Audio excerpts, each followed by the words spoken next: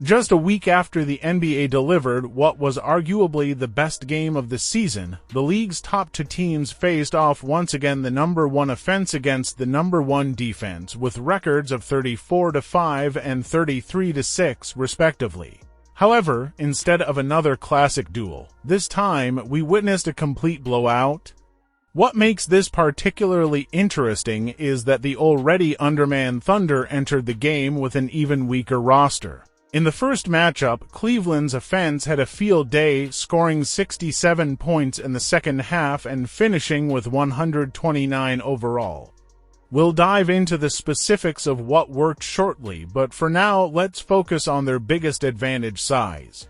Jarrett Allen had arguably his best game of the season, posting an impressive stat line of 25 points, 11 rebounds, and 6 assists.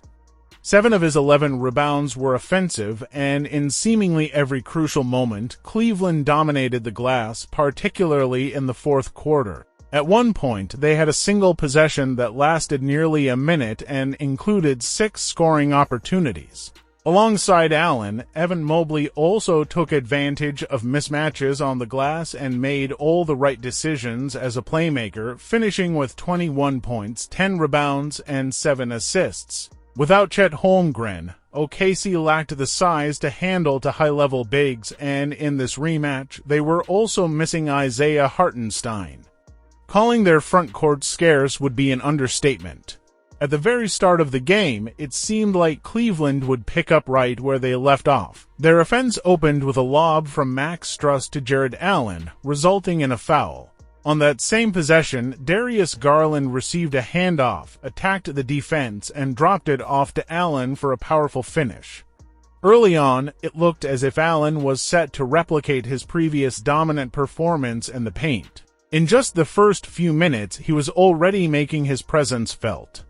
To be exact, in the first quarter, he played 7.5 minutes, recording 6 points and 6 rebounds, putting him on pace for a double-double by halftime. One key observation is that for both Strus and Allen, much of their offensive success starts with one of Cleveland's guards penetrating the paint. When those guards get downhill, the defense is forced to rotate, and without sufficient size behind the play, the Thunder struggle to contain Cleveland's bigs. Even more than dribble penetration, these opportunities are often created through the pick and roll, an area where OKC looked completely vulnerable in their first matchup. Because both Garland and Donovan Mitchell are dual threats capable of scoring as shooters and drivers, OKC had Isaiah Hartenstein jumping out to hedge against screens. However, without size anchoring the defense behind the play, this left their bigs in automatic mismatches. What makes this even more difficult to defend is that one of the biggest challenges for OKC was Cleveland's big-to-big passing. Even if they managed to get the ball out of Garland's hands and help arrived early to prevent a mismatch, all it took was one extra pass to create an easy dunk. OKC tried everything, switching matchups, mixing up coverages, but they simply had no answer for the Garland-Allen Strus pick and roll. Going into the rematch, there were 2 key areas OKC had to focus on. First, they needed to prevent dribble penetration. If the defense wasn't compromised, it would be much easier to keep a body on Cleveland's bigs. Second, they had to execute their pick-and-roll defense at a high level. And in this regard, they were nearly flawless. Whenever one of OKC's bigs was involved in the action, they played in a drop coverage but more aggressively pressured the ball rather than the roll. This allowed them to replicate the benefits of a hedge while still protecting the paint. Additionally, they sent their low man over early to commit to the roll, essentially daring the Cavs to take as many corner threes as they wanted. A great example of this came when Mitchell turned the corner. Jalen Williams committed to the ball while Shai Gilgeous-Alexander cheated over from the weak side to pick up Allen's roll. It's also crucial to note that once the shot went up, OKC still had to secure the rebound. Multiple bodies boxed out Allen while a wing crashed in to secure the board. When OKC's bigs weren't involved in the action, they switched everything. With multiple wings capable of defending across positions, they were comfortable making these adjustments. When Jalen Williams was matched up with Mobley, for instance, he jumped out to the ball handler in any screen situation while another wing picked up Struss, working to push him as far out as possible. By switching every action, OKC eliminated the possibility of giving up a numbers advantage, effectively forcing Cleveland to win through one-on-one play. With so many capable wing defenders, breaking down OKC's defense was incredibly difficult. Cleveland's offensive superpower lies in their ball movement. Once they create an initial advantage, the ball flies around the court, hitting every pressure point with quick, timely decisions until they get the exact shot they want. If you can eliminate that part of their offense, you're already at a significant advantage. OKC's ability to pick up the ball at every position with versatile wing defenders was key in shutting down dribble penetration. On the rare occasion that one of OKC's wings got beaten off the dribble, they seamlessly executed a peel switch. Cason Wallace would step up to pick up the ball while Josh Giddey rotated to cover the corner.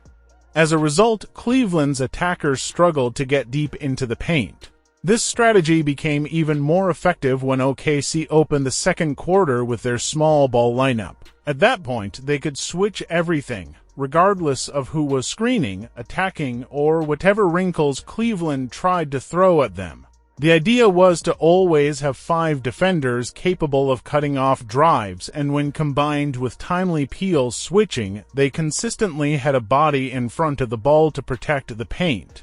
Of course, the risk with smaller lineups is that Cleveland's bigs would have automatic mismatches.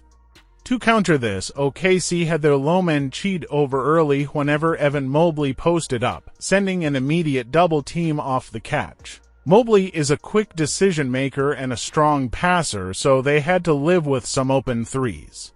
However, Cleveland's shooters weren't converting, hitting just 6 of 20-30% from 3 in the first half. Another key defensive tactic was pushing Cleveland's bigs further out on the perimeter. If they received the ball there, OKC's wing defenders would relentlessly attack, applying pressure in hopes of forcing turnovers. In response, the Cavs tried to match OKC with a small ball lineup of their own, but like many teams before them, they quickly realized that wasn't the solution. OKC's execution was spot on, largely because their role players stepped up in a big way. The standout performer was Lu Dort, who finished with 22 points on 8 of -11 shooting, including an impressive 6 of -9 from 3. Typically, Dort's big scoring nights come from teams leaving him open, allowing him to capitalize on outside shots. However, that wasn't entirely the case in this game. Dort appeared to have an out-of-body experience, legitimately playing on ball for stretches of the second quarter and creating his own shot. Just look at this play. He gets into his bag, creating space in the mid-range, and if you squint hard enough, you might think you're watching Shai Gilgeous-Alexander. Speaking of Shai, OKC made a key adjustment in this game compared to their previous matchup. In the first game, they wanted Shai to hunt for Jarrett Allen on switches to pull him out of the paint and force him to defend on the perimeter, making the rim more vulnerable. While Shai had his moments, Cleveland was prepared and did a good job covering their bases. This time, OKC adjusted their approach. Instead of hunting Allen, they had one of their guards or wings set screens for the ball to get a smaller defender switched onto Shai, allowing him to attack one-on-one. In this play, you see Shai get the switch on to Georges Niang, and although the Cavs completely pack the paint, it doesn't matter. He simply rises over the top for a jumper. Here's another example. Shai gets max Struss on him, a clear size advantage, so he takes him to the mid-post and uses a shoulder bump to create separation for a smooth jumper. He was deliberately avoiding matchups with Cleveland's bigs. On this play, Cason Wallace sets up to screen, but since he is Mobley on him, Shai waved him off to isolate Struss, instead executing the game plan to perfection. Shai continued to attack downhill, finishing tough buckets at the rim. When it was Jalen Williams' turn to run the offense, he followed the same strategy, using a screen from one of his wings to get the switch he wanted before turning the corner and attacking the open space. As a result, Cleveland was completely burned in isolation. Here, Jerome picks up Shai, but not only does he foul him, it's an and one. On several possessions, Shai didn't even bother looking for a switch. He simply attacked his own matchup and got whatever he wanted. At one point, it felt like Cleveland's defenders were taking turns getting cooked. First, it was Donovan Mitchell. A possession later, it was Isaac Okoro who couldn't keep up with Shai's sudden change of pace as he drove to the rim. By the end of the half, Cleveland had abandoned switching entirely. Instead, they either fought through screens or went under them, hoping to limit OKC's isolation game. The same approach applied to Jalen Williams when no one picked him up on a switch. He used the space to turn the corner and pull up for a jumper. This defensive uncertainty caused Cleveland to unravel as they struggled to decide whether to switch or not. One particular miscommunication led to a wide-open J-Dub 3, capping off a dominant first half with a 7-5-4-9 OKC lead. What's especially interesting is that Cleveland's final chess move in the previous game was their 2-2-3 zone, which had completely shut down OKC's offense. In the previous matchup, Cleveland's 2-2-3 zone was their key adjustment, allowing them to take control in the fourth quarter. This time, they attempted to go back to it multiple times, but the Thunder were clearly prepared. OKC looked especially sharp against the zone in the second quarter, even without Shai on the floor. The advantage of a small ball lineup is the ability to go 5 out, so instead of forcing the ball into the middle, they kept swinging it around the perimeter, keeping the defense in constant rotation until they found the shot they wanted. As I mentioned earlier, OKC's role players stepped up, and Alex Caruso was one of them.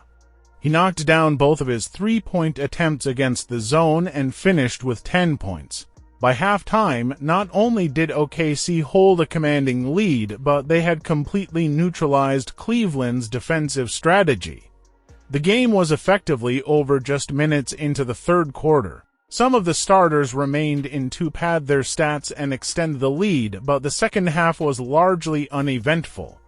The final score was 134-114, with OKC getting their revenge and splitting the season series. I highlighted Lu Dort's 22-point performance and the way they neutralized Mitchell, Allen, and Mobley, but the true star of the game was Shai Gilgeous-Alexander. He dominated with 40 points and 8 assists on 65% shooting, all in just 3 quarters, further strengthening his MVP case.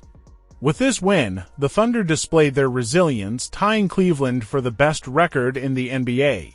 And as a testament to their dominance, they now hold the second-best point differential of all time, trailing only the legendary 1996 Bulls. If you enjoyed this breakdown, be sure to like, subscribe, and turn on post notifications for more content. For more in-depth analysis, check out the Hoop Venue podcast, and my social media profiles links are in the description. Let me know your thoughts on this game in the comments. As always, I hope you all have a great day, and I'll catch you in the next one.